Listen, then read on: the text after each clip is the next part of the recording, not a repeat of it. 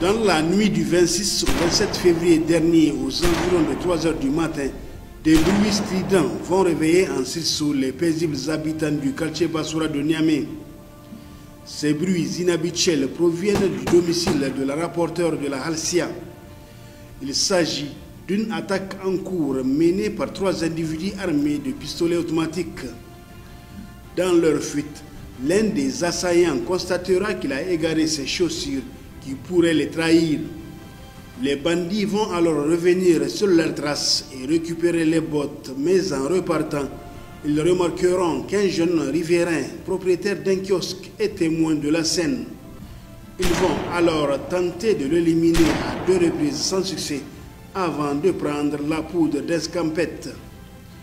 Plus tard, l'on retrouvera inanimé le corps du garde national qui était en service chez la rapporteure de la Halcia. La victime a reçu plusieurs balles, dont 4 à la poitrine. Son arme de service, un AK-47, a disparu. Très vite, la police judiciaire PJ, sous la houlette du commissaire Boubacar Rabiou Gaou, dit Jetli, va se saisir de l'affaire et ouvrir une enquête. Grâce aux premières investigations, les informations recueillies vont permettre d'interpeller plusieurs semaines après un suspect, le nommé Sani Laoli, alias Sani Pepe, son nom d'artiste. Il est de nationalité nigérienne.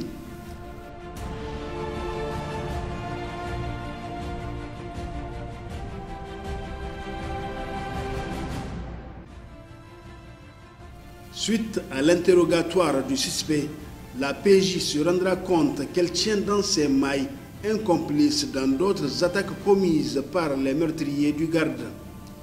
Ainsi, selon les indications fournies par Sani Pepe, la police judiciaire va avoir d'amples informations sur les malfrats.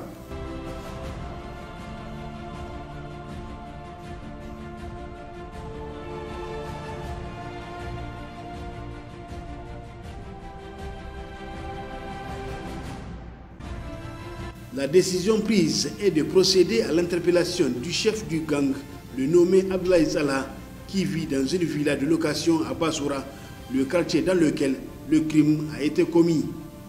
L'individu étant probablement armé, l'équipe de la police judiciaire chargée de mener l'opération prend les dispositions nécessaires comme d'habitude lors d'un briefing.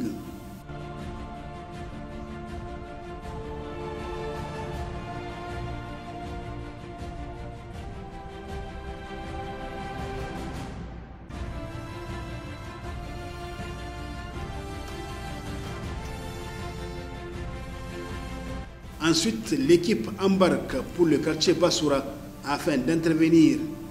Arrivés dans la zone, des éléments de la police judiciaire procèdent d'abord à la reconnaissance des lieux.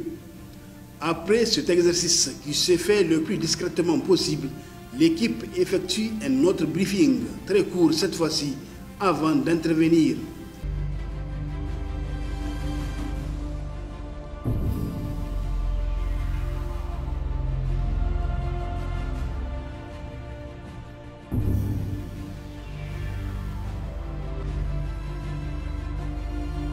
L'interpellation du chef du gang, Abdoulaye Salah, de nationalité nigériane et âgé de 25 ans, pris avec 2 pistolets automatiques, sera immédiatement suivi de son interrogatoire, ce qui va permettre à la police judiciaire de conclure qu'elle a affaire à une bande organisée de criminels qui opère aussi à Dosso et à Koni.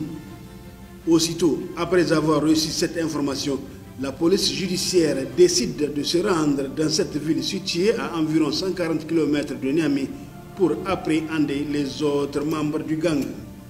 En effet, la police judiciaire devait agir très vite avant qu'ils ne soient au courant de l'interpellation de leur patron et s'enfuir. Ainsi, après le traditionnel briefing, l'équipe de la police judiciaire embarque pour Dosso. Et comme Niamey est sous couvre-feu et isolement, des mesures prises par les autorités dans le cadre de la lutte contre le coronavirus, il fallait qu'elles présentent, en dépit de l'urgence de la mission, une autorisation en bonne et due forme au poste de contrôle de la police pour pouvoir sortir.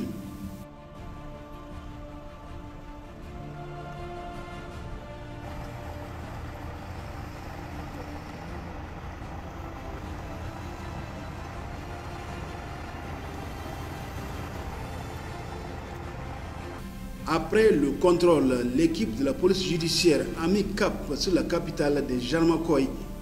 Arrivés à Dosso, les éléments du commissaire Boubacar Rabu Gaou dit Jetli vont discrètement procéder à la reconnaissance de la planque des malfrats, une autre villa qu'ils louent.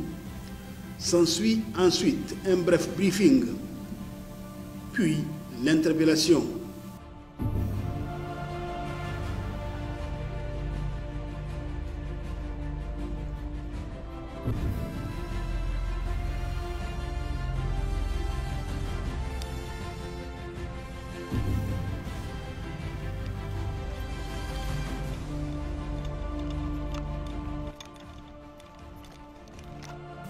L'opération, qui n'a duré que quelques minutes, va permettre aux éléments de la police judiciaire d'arrêter 2 membres de la bande et de saisir 2 autres pistolets automatiques qui seront par la suite transférés à Niamey.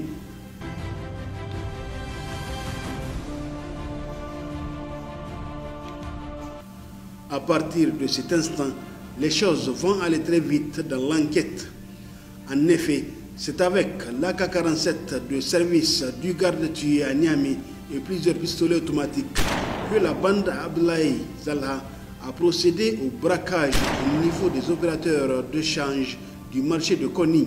C'était le 8 mars dernier aux environs de 21 h. Lors de cette attaque, le conducteur d'un taxi moto Kabou Kabou a été tué par balle pour avoir refusé de céder sa moto, et une autre personne a été blessée par balle par les malfrats. Ces derniers se sont enfuis, emportant avec eux 1 100 000 naira sur 3 motos volées qu'ils vont abandonner par la suite. C'est aussi la même bande qui a tué à coups de couteau le gardien des établissements Moussa Hassan Ismaël, commerce général, une alimentation, dans la nuit du 4 au 5 avril dernier aux environs de 3 h du matin à Niamey au quartier Bassoura. Le motif est que la victime a refusé de remettre les clés de la boutique et a tenté à 3 reprises de prendre la fuite tout en alertant les riverains en criant.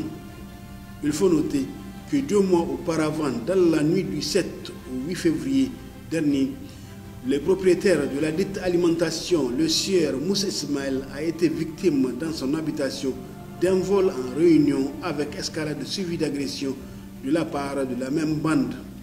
À cette occasion, les malfrats ont volé une somme de 650 000 francs CFA, 2 téléphones portables et un véhicule Toyota RAV4 qui l'ont abandonné plus loin. C'est également la même bande qui a perpétré le braquage au domicile du célèbre marabout de Dosso, Cheikh Chebou Nuhu, dans la nuit du 24 au 25 février dernier aux environs de 3 h 25. Lors de cette attaque, l'enfant du Cheikh, le nommé Aboubakar Siddiq Nuhu, un jeune lycéen, a reçu une balle fatale qui était destinée à son père pendant que ce dernier tentait d'appréhender un membre du gang, précisément Abdoulaye le chef.